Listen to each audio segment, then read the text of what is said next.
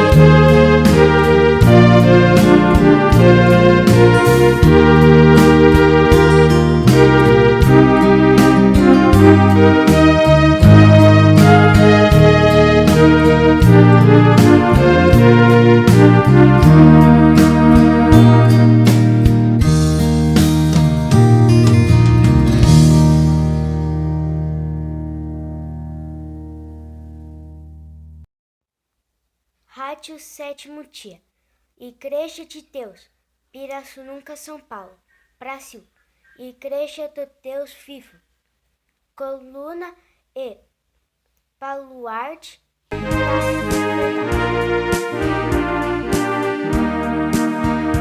Neste dia grandioso, escolhido do Senhor, para ser santificado, e honrado com fervor. Quão bom e quão suave é de todos os irmãos estejam reunidos em paz e união. Neste dia suplicamos tuas bênçãos, ó Senhor. Os teus dons nós almejamos, os pedimos com fervor. Quão bom e quão suave é que todos os irmãos estejam reunidos em paz e união. Neste dia de descanso, levantamos nossas mãos e contritos suplicamos, dai-nos santificação. Quão bom e quão suave é que todos os irmãos estejam reunidos em paz e união.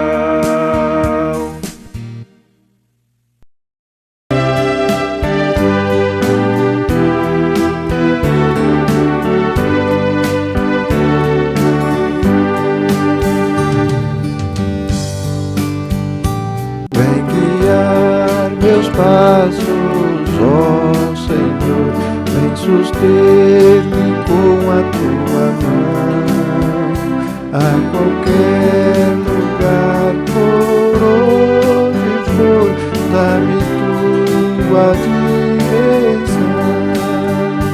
Meditar na tua santa lei, Senhor, ao justo é prazer, e guardar teus santos mandamentos para os santos é dever. O Senhor não deixará os seus sem saber por onde caminhar.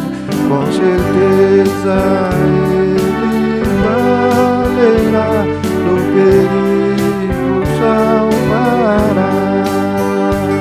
Cantaremos ao teu nome, sim, bendiremos ao Senhor.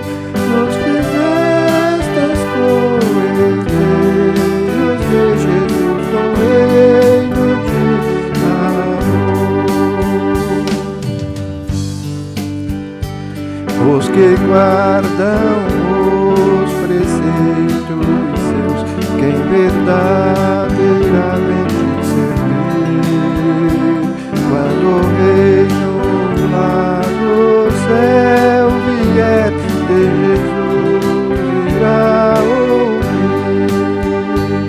Bem está, servo foste fiel, fizeste tudo que mandei, sobre um pouco tu foste fiel, no muito te colocarei.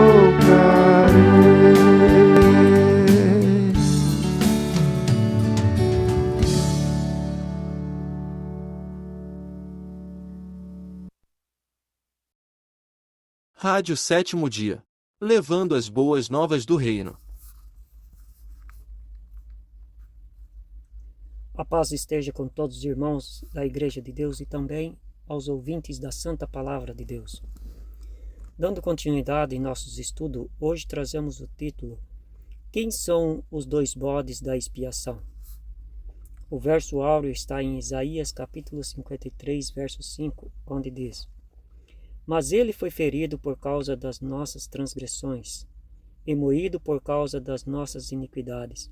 O castigo que nos traz a paz estava sobre ele, e pelas suas pisaduras fomos sarados. Objetivo: dar continuidade ao estudo das profecias, especialmente no que diz respeito ao sistema de purificação segundo o sacerdócio levítico, seus significados e em que tempo estas coisas se cumpriram. O estudo das profecias exige cuidados indispensáveis quanto à observância do tempo determinado para seu cumprimento. A quem foi dirigida a observância e a finalidade a que se destina? Para melhor aproveitamento, é muito importante observar o contexto da mensagem profética. No caso presente, tomamos a vida pública de Jesus, seu ministério e o cumprimento do sacrifício da expiação do 7º mês. Se Cristo não morresse, não havia remissão de pecados, pois somente Ele pode fazer a expiação do pecado, e ninguém mais. E Ele é a propiciação pelos nossos pecados, e não somente pelos nossos, mas também pelos de todo o mundo. 1 João capítulo 2, verso 2. Na lição de hoje, vamos falar de um assunto que tem levado muitos à interpretação errônea, pois dizem algumas teorias que um dos bodes oferecido no dia da expiação do 7º mês é uma figura de Satanás. Seria isso mesmo? Que representam ambos os bodes? Trata-se de um erro grave, e nesse estudo nós vamos ver toda a verdade sobre os animais do sacrifício e a quem representavam ambos os bodes. Era oferecido 2 bodes no santuário, e ambos eram para a expiação do pecado. O santuário era composto de 2 compartimentos e o sacerdócio entrava rotineiramente na primeira parte, chamada de lugar santo. O segundo compartimento era chamado de Santíssimo, porque era o lugar da presença de Deus e onde estava a arca do concerto. Somente o sumo sacerdote podia entrar no Santíssimo uma vez no ano e com o sangue do animal da expiação. Levítico capítulo 16, verso 2. Hebreus capítulo 9, verso 7, 24 e 25. Eram oferecidos 2 bodes no sacrifício do dia 10. O sumo sacerdote imolava uma das vítimas antes de entrar no lugar santo e aspergia o sangue sobre o altar. O outro animal era enviado vivo ao deserto para fazer expiação pelo pecado do povo. Levítico 16, verso 10. Todas estas coisas eram figura do sacrifício de Cristo. Mateus capítulo 4, verso 1. Para que era escolhido 2 bodes? Ambos os bodes eram para sacrifício. Observe que o bode emissário não morria, mas era levado ao deserto ainda vivo. Contudo, era necessário que o animal fosse sem defeito, pois podia lhe cair a sorte de ser sacrificado, e seu sangue derramado para a aspersão do santuário e pelo povo. Em outras palavras, ambos os animais apontavam para Cristo. Como funcionava a ordem dos sacrifícios? Tomavam-se 2 bodes da congregação dos filhos de Israel para se fazer expiação com eles. Um sorteio era feito para designar qual bode morria e qual era enviado ao deserto para ser o bode emissário. A este último competia realizar a parte final do rito, transportando-o para fora do arraial com o pecado do povo. O sangue do primeiro bode era trazido pelo sacerdote para com ele purificar o Santíssimo, e era aspergido sobre o propiciatório. Feito isto, o segundo bode era apresentado, e sobre a cabeça deste era confessado todas as iniquidades dos filhos de Israel. Conduzido para fora do arraial, este bode levava os pecados a uma terra solitária. Assim, aquele bode levará sobre si todas as iniquidades deles para uma região solitária. Levítico capítulo 16, verso 22. Porque nenhum dos bodes pode representar Satanás? Não se deve confundir o bode emissário com Azazel, porque ele era escolhido para expiação e para ser oferecido em sacrifício. A única coisa que o tornava diferente do outro bode é que, após lhe cair a sorte para ser bode emissário, ele se tornava símbolo de maldição. Afinal, todo animal tomado para a expiação deveria ser sem defeito. Êxodo capítulo 12, verso 5.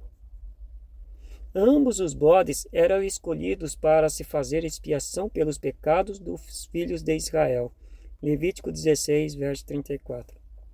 Isaías disse: com o seu conhecimento, o meu servo justo justificará muitos, e as iniquidades deles levará sobre si. Isaías 53, verso 11. Segundo Isaías, é Jesus quem levaria sobre si os pecados dos filhos de Israel. Mas o Senhor fez cair sobre ele a iniquidade de todos nós, quando ele se puser como oferta pelo pecado. As iniquidades deles levará sobre si. Isaías 53, verso 10 e 11.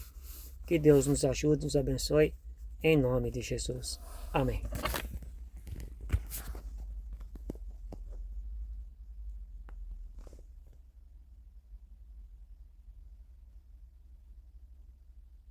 Uma programação da Igreja de Deus, Pirassununga, São Paulo, Brasil.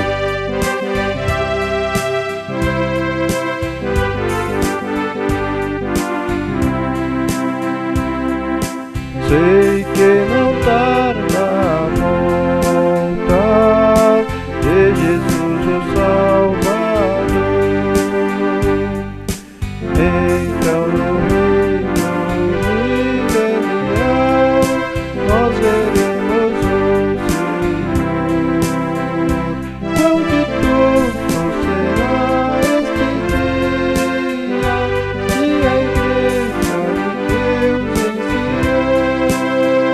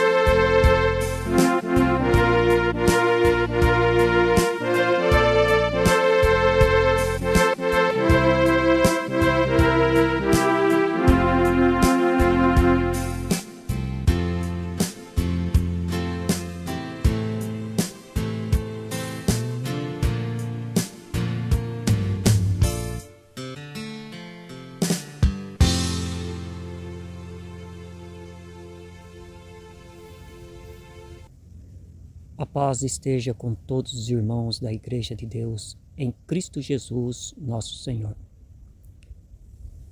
Trazendo mais uma lição para a vida, hoje com o título A Obediência segundo a Vontade de Deus.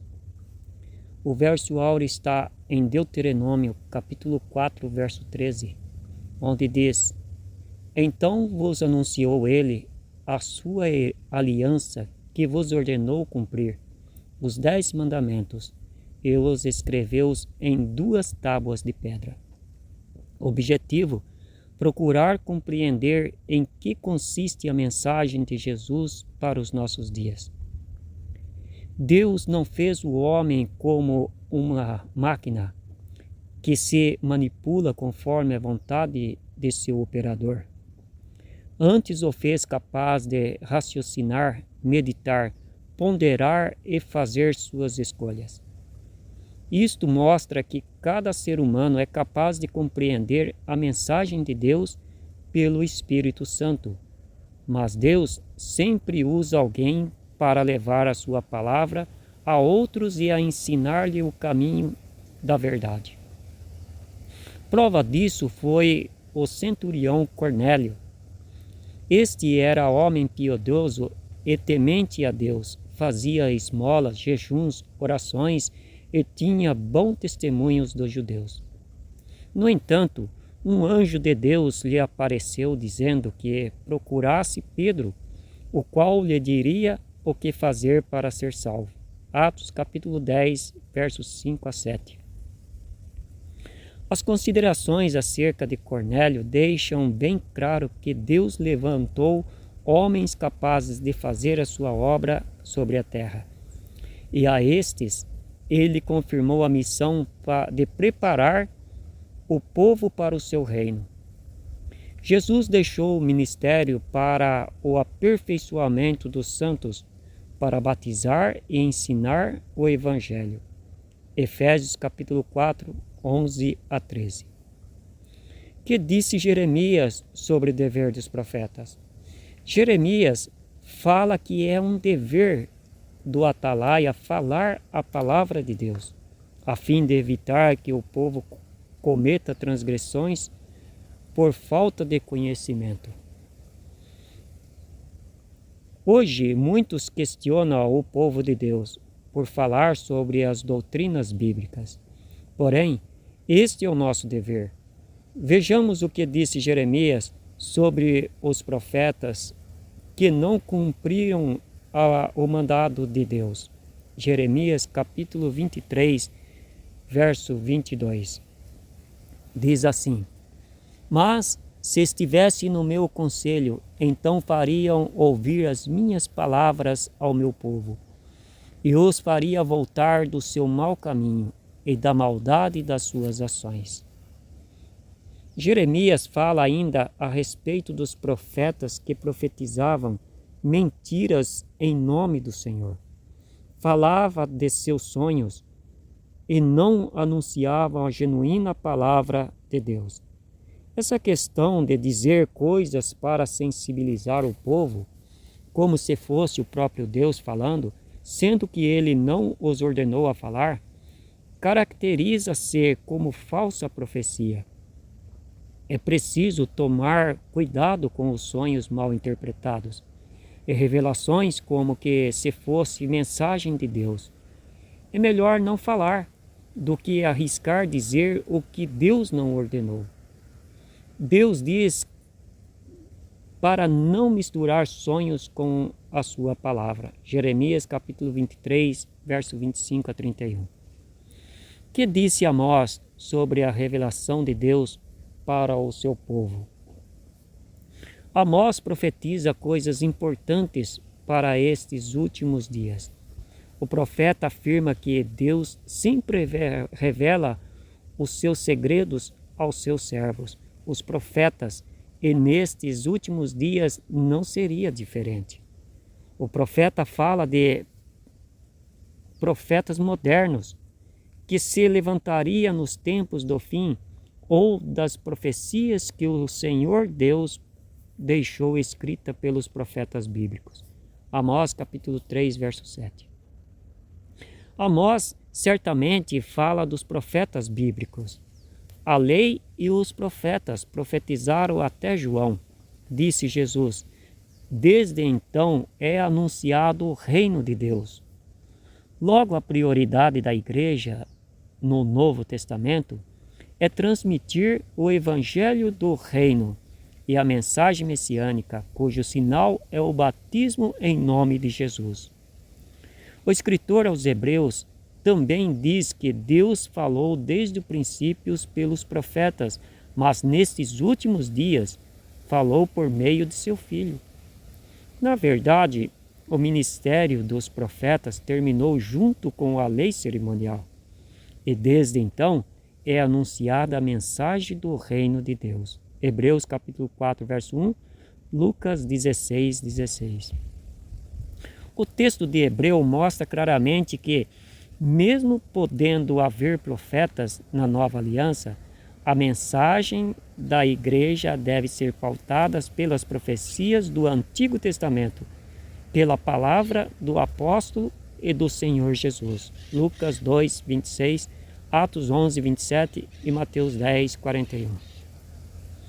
Que dizer dos profetas que profetizam aleatoriamente, sem olhar para a profecia da Bíblia? Jesus ordenou aos discípulos ensinar todas as coisas que ele tinha ensinado, inclusive que fizeram o batismo em seu nome. Lucas 24, 47. São muitos os que se dizem profetas, os quais promovem curas divinas e fazem tudo em nome de Jesus, menos o batismo. Jesus mandou também que curasse os enfermos. No entanto, disse-lhes que os sinais seguiriam os que crescem na sua mensagem. Isto mostra que, na nova aliança, os sinais são consequências da pregação do Evangelho e não a prioridade. Atos capítulo 3, verso 22, Marcos 16, 17 e João capítulo 4, verso 48. Que Deus nos ajude e nos abençoe, em nome de Jesus. Amém.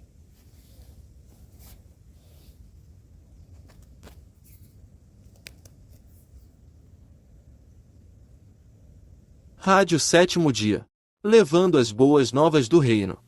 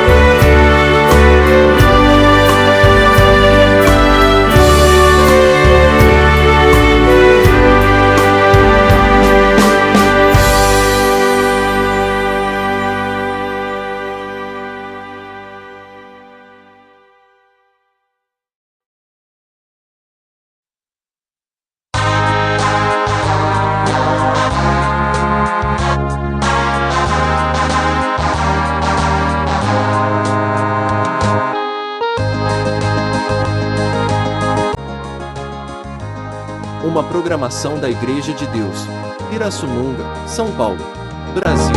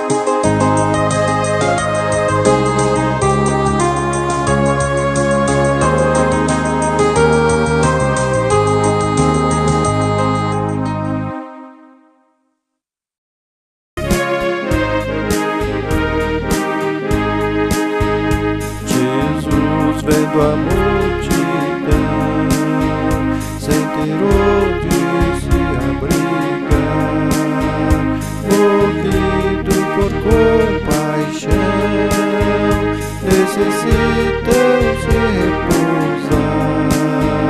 Aos discípulos deu ordens, mandai o povo se assentar, e operou um milagre para o povo se alimentar.